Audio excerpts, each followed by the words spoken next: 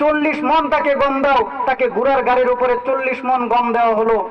ঘোড়ার গাড়ি যখন চালু হলো, তারপর জনগণকে বলতেছে, আহলি শুনো, আরে আমি তো একবার কেবলমাত্র ইউসুফ নবীর প্রশংসা করেছি, আমি কেবলমাত্র একবার ইউসুফ নবীর প্রশংসা করেছি।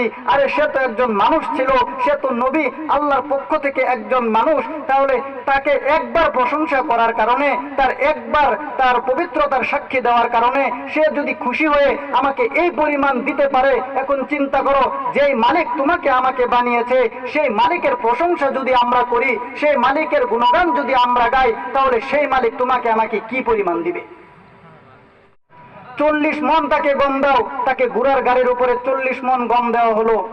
ঘোড়ার গাড়ি যখন চালু হলো, তারপর জনগণকে বলতেছে, আহলি শুনো, আরে আমি তো একবার কেবলমাত্র ইউসুফ নবীর প্রশংসা করেছি, আমি কেবলমাত্র একবার ইউসুফ নবীর প্রশংসা করেছি।